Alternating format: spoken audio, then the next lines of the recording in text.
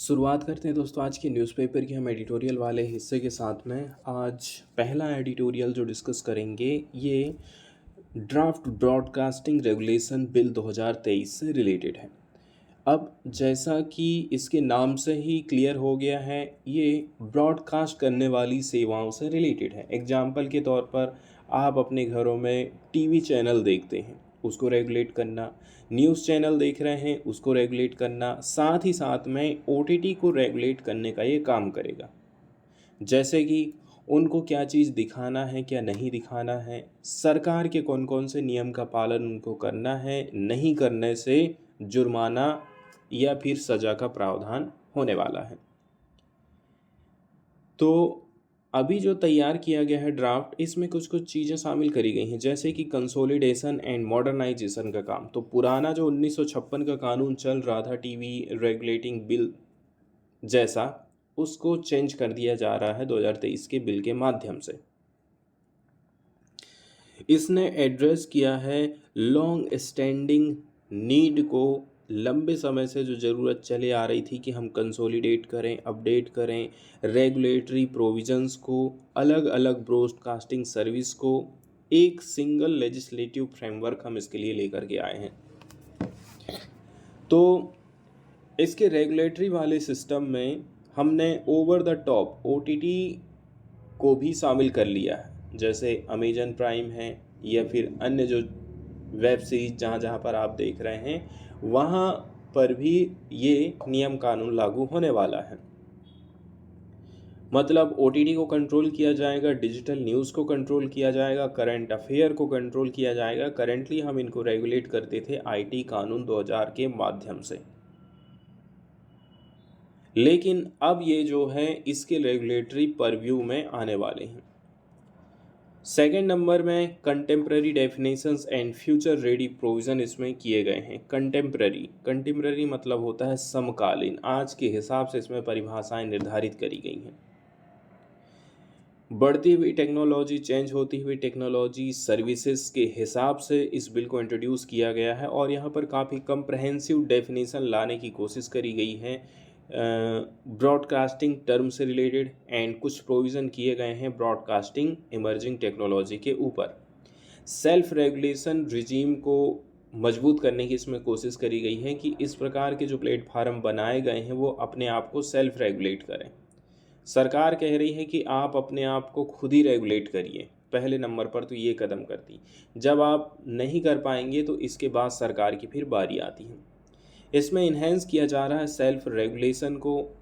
इसमें इंट्रोड्यूस किया जाएगा कंटेंट एवोल्यूशन कमेटी, एक कमेटी का निर्माण किया जाएगा एंड बताया जा रहा है इसमें इवॉल्व है मतलब विकसित करना, इसको विकसित किया जाएगा। ऑलरेडी जो इंटर डिपार्टमेंटल कमेटी चल रही है इसको और भी ज़्यादा participative and broader broadcast advisory council के तौर पर विकास किया जाएगा। Differentiated programme code and advertisement code लागू किया जाएगा। इसके माध्यम से डिफरेंशिएटेड अप्रोच अपनाई जा रही है। डिफरेंशिएटेड अप्रोच जिसको हम बोलते हैं विभेदित।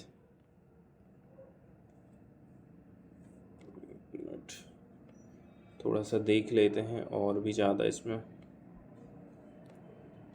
तो यहाँ पर एक वर्ड यूज़ किया गया है डिफरेंशिएटेड। डिफरेंशिएटेड का मतलब होता है क्लियरली डिफरेंट रहेगा अदर से, कैसे करके एक चीज़ दूसरी चीज़ से अलग होने वाली है। इसके लिए डिफरेंशिएटेड प्रोग्राम कोड लाए गए हैं, एडवर्टीजमेंट कोड लाए गए हैं।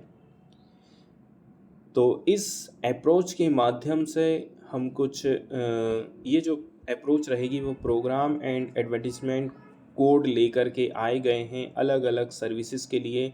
एंड रिक्वायरमेंट रहेगी सेल्फ क्लासिफिकेशन बाय ब्रॉडकास्टर आपको कुछ भी दिखा रहा है ओटीटी प्लेटफार्म में, अमेजन प्राइम में आप कुछ भी देख रहे हैं तो वहाँ पर आपको सेल्फ क्लासिफिकेशन देखना पड़ेगा उनके अंदर जो भी सामग्री है उसमें।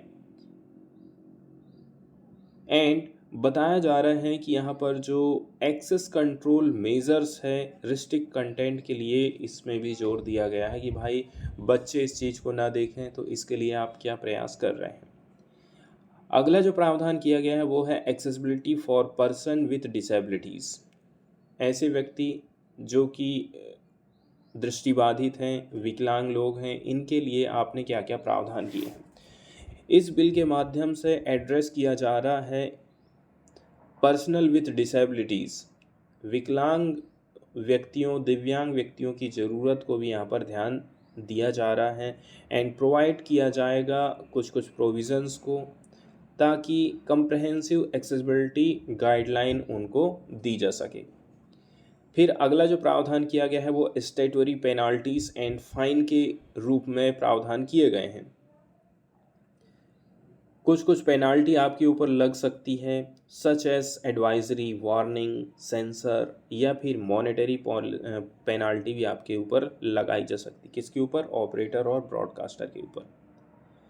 साथ ही साथ में इसमें इम्प्रिजनमेंट, जेल का भी प्रावधान है, या फिर fines remains, but only for very serious offences ensuring a balanced approach to regulation.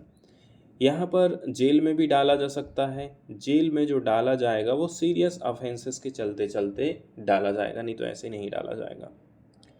Equitable penalties की यदि हम बात करें तो इसमें जो रुपए पैसे की पेनाल्टी आपके ऊपर लगेगी, फ़ाइन जो आप भरेंगे, इसको लिंक किया जा रहा है financial capacity of the entity. Entity की कमाई कितनी है इसके हिसाब से उसके ऊपर फाइन लगाया जाएगा। Taking into account their investment and other turnover to ensure fairness and equity. यहाँ पर सरकार का कहना, पारदर्शिता बरतने के लिए हम ये नियम कानून लाए हैं कि आपकी जितनी कमाई है उसके हिसाब से आपके ऊपर फाइन लगेगा।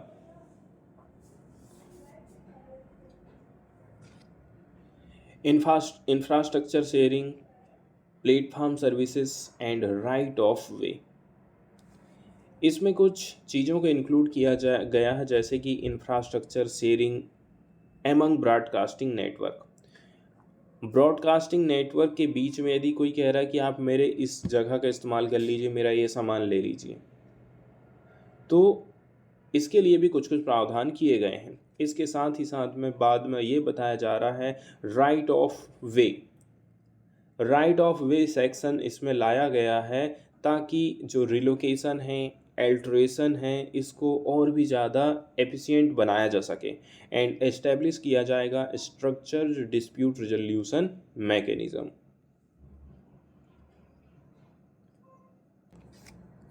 इसके बाद हम सीधे चलते हैं एडिटोरियल वाले हिस्से की तरफ और देखते हैं कि किस प्रकार से सरकार, ठीक है, ब्रॉडकास्टिंग वाली चीज़ों को, न्यूज़ वाली चीज़ों को, ओटीटी को रेगुलेट करने की कोशिश कर रही है। क्या इसमें सरकार अपने हिसाब से फिर से चीज़ों को दबाने की कोशिश करेगी? यहाँ पर क्वेश्चन यही उठता है। तो ब्रॉडकास्टिंग सर्विस रेगुलेशन बिल 2023 अभी हाल फिलहाल में लाया गया है। इस बिल को रिलीज़ किया गया था नवंबर में ministry of information and broadcasting के द्वारा, ताकि रेगुलेट किया जा सके ब्रॉडकास्टिंग सर्विस को एक इंटीग्रेटेड मैनर में। इतिहास की यदि हम बात करें तो लास्ट जो इनिशिएटिव रहा था, ये लास्ट इनिशिएटिव उठाया गया था सन 2007 में। यहाँ पर फॉर्म किया गया था in the form of broadcasting service regulation bill. उस समय में ब्रॉडकास्टिंग सर्विस रेगुलेशन बिल 2007 में आया था। इसी से यदि हम 10 ईयर्स बिफोर की बात कर लें, जबकि केबल एंड सैटेलाइट ब्रॉडकास्टिंग हमारे देश में उतना ज़्यादा विकसित नहीं हुआ था, तो ब्रॉडकास्टिंग बिल जो रहा था 1997 का स्क्रिप्टेड किया गया था। ये पहला एफर्ट था कि हम विजुलाइज करेंगे एक इंटीग्रेटेड रेगुलेटरी फ्रेमवर्क को इस सेक्टर में। टीवी केबल नेटवर्क को कंट्रोल करने के लिए 1997 में पहली बार हम कानून लेकर के आए थे। हाल फिलहाल में देखा जाए, ये तीसरे नंबर का रेंडिशन है। रेंडिशन मतलब होता है संशोधन कह सकते हैं, प्रतिपादन कह सकते हैं ब्रॉडकास्टिंग बिल का। क्या क्या इसमें प्रावधान किए गए हैं और क्या क्या इसके कंसर्न हैं, इसके बारे में यहाँ पर उल्लेख किया जाता है। तो यहाँ पर रिक्वायरमेंट रखी गई है कुछ क्रूशियल रिफाइनमेंट का, जैसे कि रिकॉर्ड्स ऑफ सब्सक्राइबर डाटा। मैंने किसी चीज़ को सब्सक्राइब किया है तो उसके डाटा का रिकॉर्ड रखा जाएगा। पहले नंबर की बात ये है कि ये सबको ऑब्लिक कर दिया है। ऑब्लिक्स करना मतलब होता है बाध्य करना broadcasting network operator and broadcaster को कि आप सब्सक्राइबर के डाटा को रखिए अपने पास में। Subject this to periodic external audit, ताकि एक्सटर्नल रूप से कभी इसकी ऑडिटिंग हो सके। साथ ही साथ ये जो काम किया जाएगा वो इंटरनेशनल नियम कानूनों के तहत होना चाहिए। सेकेंड नंबर की बात करें, methodology for audience measurement and sale of rating data. अगला जो कदम किया जा रहा है वो ऑडियंस के मेजरमेंट को लेकर के है एंड रेटिंग डाटा की सेल या फिर बिक्री को लेकर के है। सेकंड नंबर की बात करी जा रही है कि इसमें एक मेथोडोलॉजी को स्टिपुलेट किया गया है, निर्धारित किया गया है ऑडियंस के मेजरमेंट को लेकर के, सेल ऑफ रेटिंग डाटा को लेकर के। दोनों के दोनों जो मैकेनिज़्म करे गए हैं ये और भी ज़्यादा ट्रांसपेरेंसी लाने वाले हैं value chain of cable and satellite television businesses में। तीसरे नंबर में जो प्रोविज़न किया गया है, प्राइवेट एक्टर को परमिट प्रोवाइड करी जा रही है। इसमें बोला जा रहा है कि यदि हम प्राइवेट एक्टर को टेरेस्ट्रियल ब्रॉडकास्टिंग में परमिशन दे देते हैं तो इससे कंपटीशन पैदा होने वाला है दूरदर्शन के लिए। The state broadcaster as is in many G20 countries. फिर 2016 में हम देखते हैं ट्राई ने इनिशिएट किया था कंसल्टेशन इस मामले के ऊपर। बाद में ये बोला गया कि ये जो चीज़ लाई गई है इससे फ़ायदा केवल बड़े बड़े जो प्लेयर हैं उन्हीं को ही मिलने वाला है, क्योंकि इनके पास में ज़्यादा कस्टमर हैं, इनके पास जो डेटा अवेलेबल है उसकी वैल्यू इनको ज़्यादा मिलने वाली है।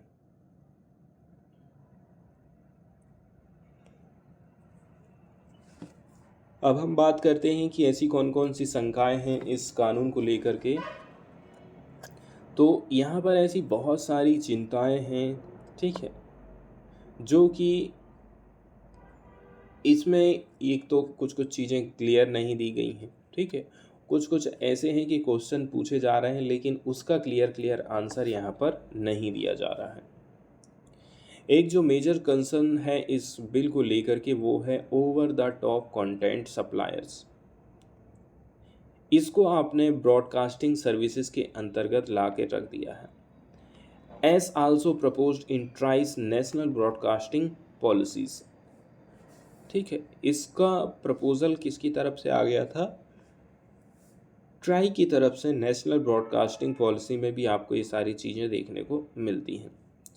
यहाँ पर ये जो कानून लाया गया है इसमें एक्सपांड किए गए हैं ब्रॉडकास्टिंग कॉन्स्ट्रिक्ट ब्रॉडकास्टिंग की डेफिनेशन को। इसके अंतर्गत जो जर्नलिस्ट हैं, न्यूज़ आउटलेट हैं, जो कि किसी बड़े का एक हिस्सा नहीं है, छोटे मोटे तौर पर ही ये सारी चीज़ें चलती हैं। Multilingual television network can continue their professional pursuit.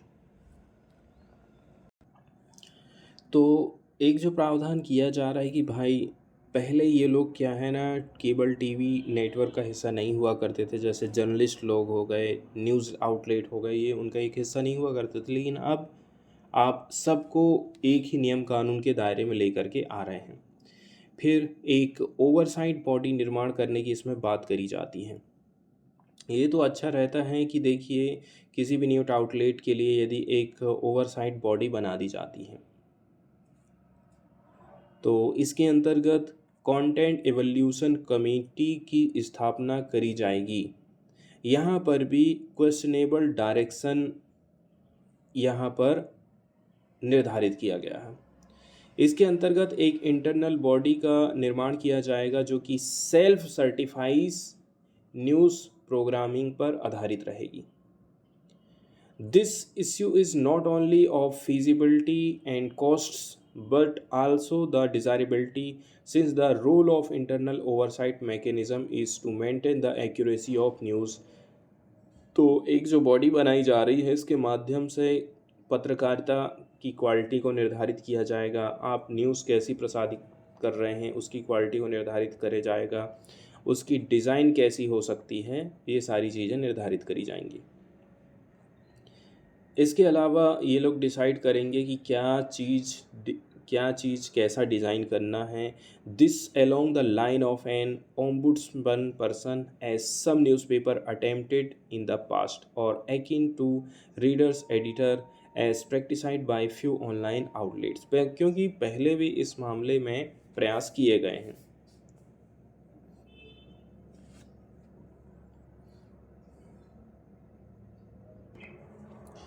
आगे इस विधेयक को लेकर के जो चिंता जारी करी जाती है वो ये है कि भाई यदि आप किसी भी चीज़ को रेगुलेट कर रहे हैं तो उसके लिए एक इंडिपेंडेंट रेगुलेटरी बॉडी होना चाहिए।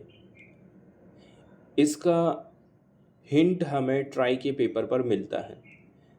इसको पहली बार मूट किया गया था, उल्लेख किया गया था, विचार किया गया था in the airwave judgment of 1985। 1997 के ब्रॉडकास्टिंग बिल में हमको ये देखने को मिलता है। साथ ही साथ में इसको फिर से दोहराया गया था सन 2007 के जो ब्रॉडकास्टिंग बिल आया था उसमें। इसकी जगह में बिल में प्लानिंग करी गई है कि हम ब्रॉडकास्ट एडवाइजरी काउंसिल लेकर के आएंगे। ये संस्था एग्जामिन करेगी व्यूअर्स के ग्रीवांसेस को, व्यूअर्स लोगों की क्या चिंताएं हैं, कहीं उनके अधिकारों का वायलेशन तो नहीं हो रहा है, violation of programme code and advertisement code, ये सारी चीज़ें यही देखने का काम करेगा। इसने दो प्रकार की चिंताएं पैदा कर दी हैं। पहले नंबर की बात यह है इस प्रकार की काउंसिल की कैपेसिटी क्या चीज़ है कि क्या वो इसको ट्रैक कर पाएगा, एड्रेस कर पाएगा लोगों की चिंताओं को, जीनियन और motivated, raise by over 800 million TV viewers. And second number की जो बात रहेगी lack of autonomy accorded to this body, इस बॉडी को आपने ऑटोनॉमी नहीं प्रोवाइड करी है। चूँकि ये जो बिल है केंद्र सरकार को एम्पावरमेंट प्रोवाइड करता है कि भाई जो है काउंसिल्स की एडवाइस को अल्टीमेटली केंद्र सरकार ही डिसाइड करेगी। इस बिल के माध्यम से सरकार को एम्पावर कर दिया गया है, मजबूत कर दिया गया है, पावर दे दी गई है कि वो इंस्पेक्ट कर सकते हैं ब्रॉडकास्टर को। इसके लिए उन्हें किसी प्रकार की सूचना देने की ज़रूरत नहीं है एडवांस में, एंड जब्त किए जा सकते हैं उनके इक्विपमेंट को, इंक्लूडिंग है जिन्होंने एम्प्लॉय लोगों को यदि कोई ब्रॉडकास्टर ने कोई चीज़ें दी हैं तो उनको भी जब्त किया जा सकता है। मोबाइल फ़ोन जब्त कर लेंगे, लैपटॉप जब्त कर लेंगे, ये सारी चीज़ें सरकार कर सकती है। इसके अलावा यदि किसी ने नियम कानून का उल्लंघन किया है तो इसके माध्यम से सरकार क्या कर सकती है, इस कानून के माध्यम से कंटेंट को मॉडिफाई कर देगी, कंटेंट को डिलीट कर देगी, in addition to existing measures such as seizing transmission for particular duration, particular duration के लिए बोल देगी कि आप इस प्रोग्राम को नहीं दिखा सकते हैं।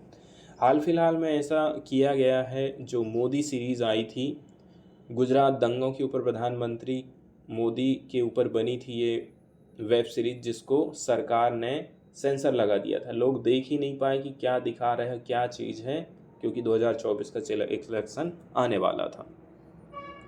सरकार हर चीज़ के लिए एक ही जवाब देती है, ये पब्लिक इंटरेस्ट के खिलाफ है, integrity of India, security of India, इसलिए हम ऐसा कदम उठा रहे हैं और इस बार भी वही चीज़ यहाँ पर देखने को मिल जाती है। इसके बाद सेकंड नंबर का जो एडिटोरियल यहाँ पर हम डिस्कशन करने वाले हैं वो बताता है कि आज के समय में जो दुनिया है बाइपोलर हो गई है। क्या बाइपोलर हम किसको बोलेंगे? दुनिया में दो महाशक्तियों का उदय होना, बाइपोलर इसको बोल रहे हैं। एग्जाम्पल के तौर पर आज के समय में चर्चा होती है अमेरिका और चाइना की, तो इसी को लेकर के क्वेश्चन खड़ा किया जा रहा है कि दुनिया में क्या दो ही महाशक्ति उभर करके आज के टाइम में आने वाली हैं। हाल फिलहाल में रिसेंट ईयर्स में हमने बहुत सारे डिसरप्शंस देखे हैं। एग्जाम्पल के तौर पर हाल फिलहाल की घटना आप देख सकते हैं, इजराइल और हमास के बीच में युद्ध चल रहा है। इसके पहले रसिया और यूक्रेन के बीच में युद्ध चल रहा था। तो ऐसे महत्वपूर्ण डिसरप्शन अब आज के समय में हमने देखे हैं। इसके अलावा यदि देखा जाए चाइना का जो फेनोमेनल है, चाइना का जो अभूतपूर्व राइज हो रहा है, ये बताता है कि वो सुपर पावर की कंपटीशन दे रहा है वाशिंगटन को। Russia is challenging the post world war security architecture in Europe through military means. और रसिया आज के समय में पूरे यूरोप को चैलेंज कर रहा है अपनी मिलिट्री पावर के माध्यम से। वहीं यदि हम वेस्ट एशिया की बात करें, इजराइल आज के समय में युद्ध में फंसा हुआ है हमास के साथ में। एंड ये जो विश्व है वो विटनेस कर रहा है, बहुत सारी मिडल पावर उभर करके आ रही हैं जैसे इंडिया। लोग कई प्रकार से सोचते हैं, ठीक है। कुछ ये कहते हैं ये जो ग्लोबल ऑर्डर है आज का वो इकोनॉमिकली मल्टीपोलर है। इकोनॉमिक तौर पर देखा जाए तो मल्टीपोलर है क्योंकि बहुत सारे देशों की इकोनॉमी बढ़ते जा रही है। लेकिन यदि मिलिट्री के तौर पर देखें तो इस मामले में यूनिपोलर हो गया है। कुछ लोग बोलते हैं कि अभी मल्टीपोलारिटी चल रही है, बहुत सारी शक्तियां हैं। जबकि कुछ लोग ऐसा भी हैं जो बोलते हैं कि आज हम फिर से बाइपोलर राइवलरी में वापस आ रहे हैं, जैसे कि पहले रसिया और अमेरिका के बीच में हुआ करता था। ये चीज़ आज के समय में यूएस और चाइना के बीच में दिखाई दे रही है। तो अभी हाल फिलहाल में जो ग्लोबल ऑर्डर इमर्ज होके आ रहा है, इसको लेकर के आप क्या सोचते हैं? पहले नंबर की बात जो हमें दिखाई देती है वो है एसीमेट्रिक्स, ठीक है। एसीमेट्रिक मतलब होता है असीमित, अलग अलग कह सकते हैं। आज का जो समय चल रहा है एसीमेट्रिक बाइपोलारिटी वाला चल रहा है, क्योंकि ऑलरेडी से यूएस पहले से ही प्री एमिनेंट पावर रहा है, लेकिन चाइना उसके क्लोज में आते जा रहा है बहुत फास्ट तरीके से। इसका मतलब ये हो गया है कि अदर भी कुछ पावर सेंटर इमर्ज होकर के आ रहे हैं and they will play a significant role in the balance of power. Balance of power में इनका बहुत ज़्यादा महत्वपूर्ण योगदान रहने वाला है। जब हम कहते हैं कि एसिमेट्रिक डिफ्यूज्ड वर्ल्ड ऑर्डर, इसका मतलब ये है डिफ्यूज्ड वर्ल्ड ऑर्डर आज के समय में निर्मित हो रहा है और समय जैसे जैसे बीतते जाएगा वैसे वैसे चीज़ें क्लियर होते जाएंगी। यदि हम चाइना की तरफ पर देखें तो जिसने अभूतपूर्व तरीके से इकोनॉमिकली एंड मिलिट्री पावर को हासिल कर लिया है पिछले, यदि हम 4 डिकेड की बात करें तो चाइना किस प्रकार से दुनिया को प्रभावित कर रहा है। यदि हम पिछले 40 साल की बात करें, हम लोगों ने ये आइडेंटिफाई किया है एक सिंगल फैक्टर जिसने इन्फ्लुएंस किया था इंटरनेशनल ऑर्डर को, और वो है चाइना। इसकी जो जीडीपी रही थी 1990 में 300 बिलियन डॉलर थी, जो कि बढ़ कर के 1 ट्रिलियन प्लस डॉलर हो गई at the turn of century, ठीक है। सेंचुरी जैसे ही बदली, इसने अपने आप को 1 ट्रिलियन प्लस कर दिया। आज के समय में ये 19.3 ट्रिलियन डॉलर की इकोनॉमी बन गया है। फैक्ट वाली बात यह है, चाइना को आज के समय में एक सिंगल पार्टी के द्वारा कंट्रोल किया जाता है। Virtually one man make this economic lever particularly powerful. एक व्यक्ति ने ही उसकी इकोनॉमी को इतनी ज़्यादा पावरफुल बना दिया है। मिलिट्री सेक्टर की यदि हम बात करें, अब हम कह रहे हैं कि 1900 सेंचुरीज को यदि आप देखते हैं, कंट्रीज़ जिन्होंने डेवलप किया था स्टीम इंजन, डेवलप किया था नेवल फ्लीट, जहाज़ों के बेड़े तैयार करें, ये कौन थे? स्मॉल यूरोपियन कंट्रीज़ थी। उस समय में ये ग्रेट पावर हुआ करती थी। लेकिन जो 20वीं शताब्दी रही है, यहाँ पर आपको न्यूक्लियर रिवॉल्यूशन देखने को मिला। So we devise a new concept called super power. बाद में जब न्यूक्लियर पावर का आविष्कार हुआ तो उस समय ये लगा कि भाई जिसके पास में न्यूक्लियर पावर है वो व्यक्ति सुपर पावर बन गया है। जो ग्रेट पावर्स रहती हैं ये कंट्रोल कर सकती हैं मल्टीपल इवेंट को पूरे विश्व भर में, एंड जो सुपर पावर रहते हैं ये कंट्रोल कर सकते हैं मल्टीपल इवेंट को अराउंड द वर्ल्ड सिमल्टेनियसली। ठीक उसी प्रकार से जिस प्रकार से ग्रेट पावर है, ठीक इसी प्रकार से जो सुपर पावर है वो भी दुनिया को कंट्रोल कर सकते हैं। आज के समय में देखा जाए जो 21वीं शताब्दी चल रही है, 21वीं सेंचुरी चल रही है, ये पीपुल्स पावर की सेंचुरी चल रही है।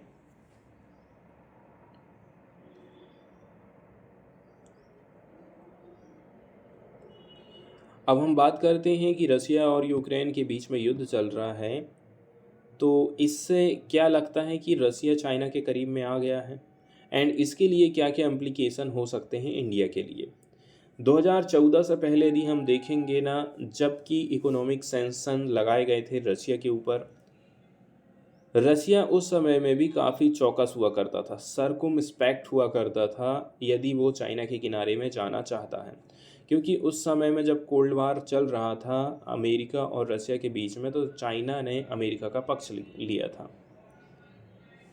लेकिन आज के समय में जब इकोनॉमिक सैंक्शन लगाए गए हैं रसिया के ऊपर, तो अब उसके पास में ज़्यादा चॉइसेस नहीं है, इसलिए अब उसको चाइना की तरफ में जाना पड़ा है। इसके बाद जब आप यूक्रेन का अतिक्रमण देखते हैं, यूक्रेन का युद्ध देखते हैं, and second set of economic sanction लगाए गए थे रसिया के ऊपर, उस समय आप देखते हैं कि रसिया और चाइना के जो रिलेशनशिप है ना, काफ़ी बेहतर हमको नज़र आए थे। लेकिन रसिया हमेशा से ये ध्यान रखता है कि भाई पूरी तरह से वो चाइना के ऊपर भी डिपेंड नहीं होना चाहता है। इसके अलावा अदर जो कंट्रीज़ हैं उनके साथ में भी वो हाथ मिला करके चलना चाहता है। यहाँ पर हमारे पास में काफ़ी इनफ सिग्नल आ जाते हैं रसिया की तरफ से, that in pursuance of its policy और pivot to Asia it would like to diversify its relationship. ये क्या काम कर रहा है, अपनी रिलेशनशिप को डाइवर्सिफाई करना चाह रहा है, विविधता लाना चाहता है डेवलपिंग कंट्रीज़ के साथ में, specially east Asia and India के साथ में हाथ मिला करके चल रहा है। देखा जाए तो रसिया कुल मिलाकर के इंडिया के साथ में री इन्वेंट कर रहा है अपने संबंधों को। यहाँ पर दो इम्पोर्टेंट कॉरिडोर हैं जिसने हमारे रिलेशनशिप को और भी मजबूत किया है। एक है international north south transport trade corridor, and एक और जो है चेन्नई व्लादिवोस्टोक मैरीटाइम कॉरिडोर। जब ये चालू हो जाएंगे, ऑपरेशनल हो जाएंगे, तो रसिया का जो डिपेंडेंस है चाइना के ऊपर वो धीरे धीरे करके कम हो जाएगा। And this is the direction in which we और यही दिशा हम निर्धारित करना चाहते हैं, यही तो हम चाहते भी हैं। लेकिन इंडिया का जो रिलेशनशिप रहा है आज के समय में, इंडिया का रसिया के साथ में भी ठीक है, यूएस के साथ में भी ठीक ही रहा है, लेकिन सेम टाइम इसके रिलेशनशिप टेस्ट ही रहे हैं चाइना के साथ में। If the great power competition heat ups between China and US and Russia and the US, would you think India's option will shrink further? फिर से क्वेश्चन पूछा जा रहा है, चाइना और यूएस के बीच में संबंध खराब हो जाते हैं, रसिया एंड यूएस के बीच में संबंध खराब हो जाते हैं, तो फिर इंडिया के पास क्या ऑप्शन बच जाता है। इंडिया और अमेरिका ने एक जॉइंट स्टेटमेंट चालू किया था सन 2005 में। इसके अंतर्गत नई रिलेशनशिप पैदा होती है, एंड बोला जा रहा था कि हम जो है एक न्यूक्लियर डील साइन कर रहे हैं 2005 में। इसको साइन किया गया था 2008 में, और बोला गया था कि इंडिया को 6 न्यूक्लियर पावर रिएक्टर दिए जाएंगे अमेरिका की तरफ से, लेकिन ये अभी तक नहीं आए हैं। इसका मतलब ये है कि सब कुछ फैंटास्टिक तरीके से नहीं चल रहा। वहीं अदर हैंड की बात करें, China has a trade off $138 billion with India. China के साथ में इंडिया का जो ट्रेड रहा वो $138 बिलियन का है, ठीक है। तो ये ना केवल चाइना के लिए की बात है कि भाई डिफ़िकल्टी जाएगी यदि रिलेशनशिप ख़राब होता है तो। दोनों कंट्री के साथ में जो रिलेशंस हैं काफ़ी कॉम्प्लेक्स रहे हैं, क्योंकि ठीक है चाइना एंड यूएस जो है मेजर ग्लोबल प्लेयर के तौर पर उभरे हैं।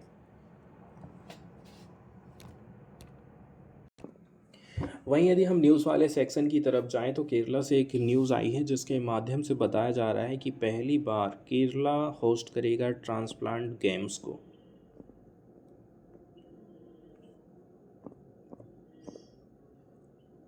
तो यदि आपको कोई ऑर्गन ट्रांसप्लांट के माध्यम से मिल जाता है, एग्जाम्पल के तौर पर यदि किसी व्यक्ति की किडनी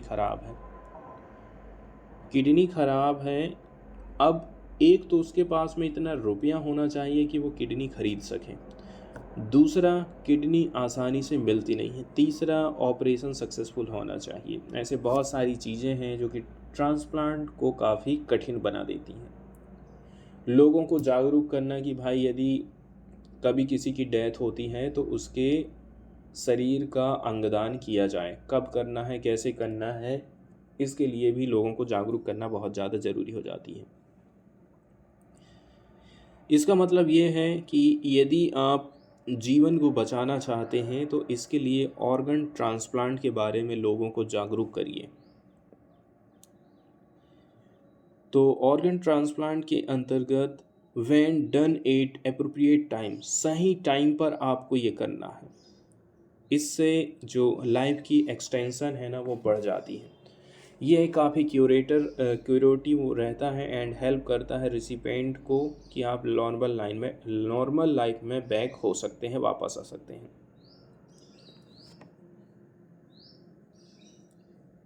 हालांकि ज़्यादातर जो ट्रांसप्लांट हुए हैं इसमें जो रिसिपेंट हैं इनकी लाइफ हमेशा सेव ही रही है, which can and up being sedentary and not healthy at all, जो कि सेडेंट्री वाली रहे हैं, नॉट हेल्दी रहे हैं ऑल टाइम। ऐसे लोगों के बीच में भी जीवन को लाया जा सकता है।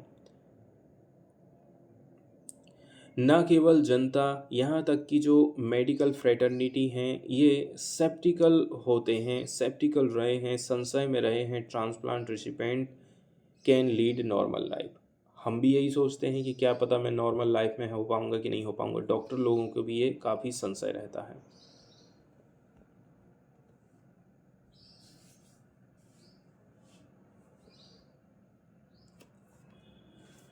तो एक प्रकार से यहाँ पर जो गेम खेला जाएगा ये बताता है कि कैसे करके ऑर्गन ट्रांसप्लांटेशन सक्सेस हो सकता है।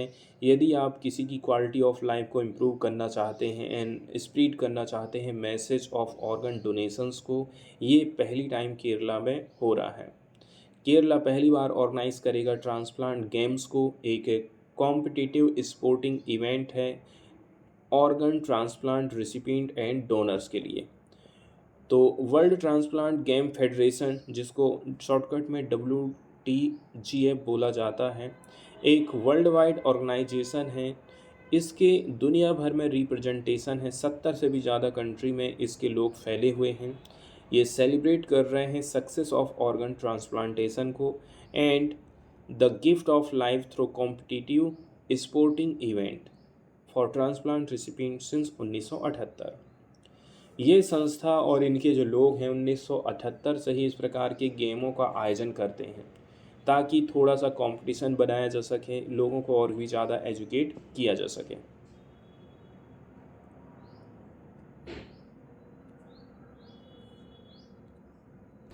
अब यहाँ पर यदि हम गेमों की बात करें तो टोटल 10 इवेंट की प्लानिंग करी गई है। इसमें इंक्लूडिंग है bowling, badminton, dart, chess, carrom, basketball, shoot out, table tennis, swimming and 200 metre race का भी आयोजन किया जा रहा है एंड है फिर 5 किलोमीटर रेस वॉक।